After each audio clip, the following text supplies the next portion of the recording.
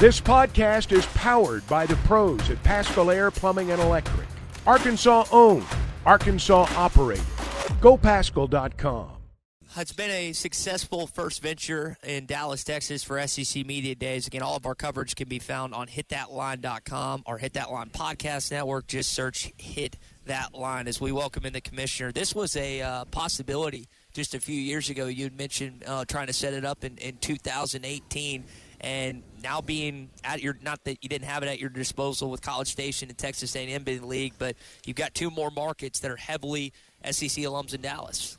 Absolutely, and that was why on our mind, really back in 2016-17, as I introduced the concept of moving media days around a bit. Dallas was at or near the top of our destination list.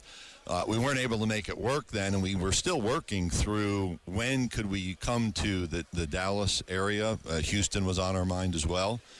And as expansion started to bubble after COVID, we just said, let's wait on a Dallas or Houston consideration, it being Dallas here, until we know the entry date once we had made the invitation.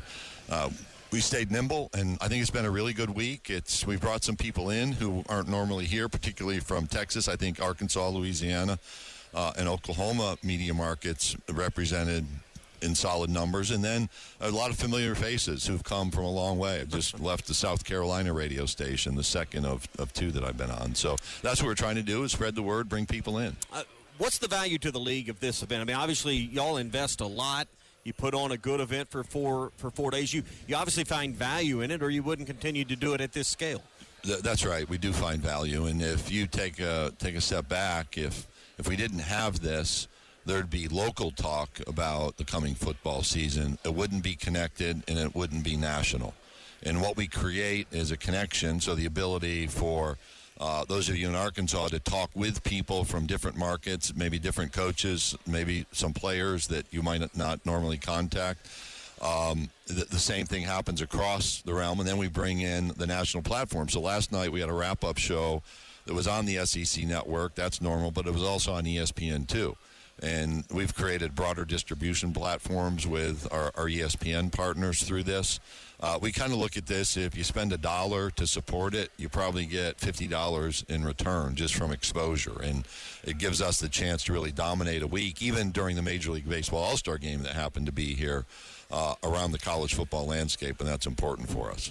Greg Sankey, commissioner of the Southeastern Conference, with us on the Morning Rush. One of the noticeable differences already for this football season, in addition to Texas and OU, is the way your staff went about announcing game times, or at least day part times for games. Where did that idea begin, and kind of walk us through the process of that new piece to the scheduling this year in the conference? So in 2016, we were looking ahead to 2024, actually, 8 years later, in the conclusion of our CBS contract, and how do we prepare.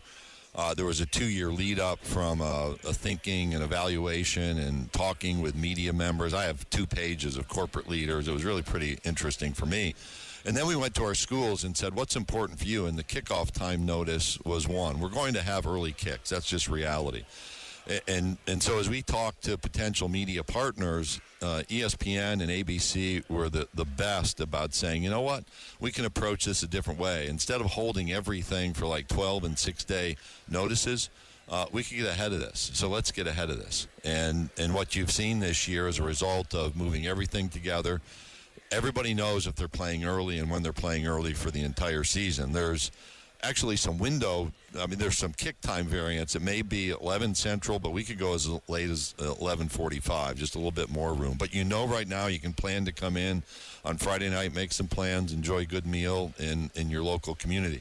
And then we have afternoon and evening time, some of which are set, waiting on the exact network, and some which could flip between afternoon and prime time. And that's just a matter of a couple of hours. And it's a much healthier way to conduct business. It's actually all about drawing fans in and making that preparation and planning a bit easier than what we've had in the past few decades. We know of the existing partnerships with ESPN and the distribution channels there with ESPN2 and so forth, SEC Network.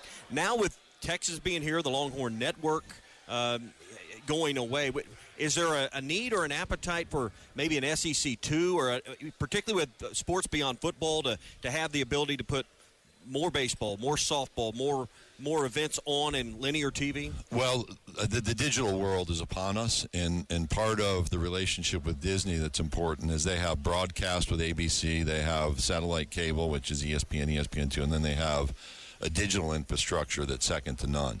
And we have watched over time the consumption via their digital product from ESPN Plus just accelerate. And it used to be, 8-9 years ago, we would receive feedback from fans if a baseball game was on the digital platform, we'd have a bunch of complaints. We don't hear anything now about football games being on digital, and so that allows portability. You can put it right on your TV in a seamless way. People are subscribing to YouTube TV, which is delivered over the internet rather than an antenna or cable or satellite, and so we're accustomed to that delivery mechanism, and that becomes the platform that creates the broad access and the ability to distribute, and really does not support creating like SEC Network 2. In fact, we've taken the alternate channel away because of the digital opportunities that exist. Commissioner Greg Sankey with us. We had a chance to catch up with Lieutenant General Richard Clark, and it was interesting to hear him kind of as he steps in and Bill Hancock's shoes, what that's going to look like. What is an actual realistic number that the SEC could see in the first edition of the 12-team college football playoff? Well, I don't know is the answer. I can go back and look over history, and if you look at our current membership, 5 of those were in the top, the 12 configuration based upon who gets in and who's out. And Oklahoma would have been the first team out, so that tells you 5 or 6. I don't think you want to set a number. I think we're really interested to see how the College Football Playoff Selection Committee will make its decisions. Over time, 3, 4, 5 is not an unreasonable expectation, but I don't think we can set a number because every season's different.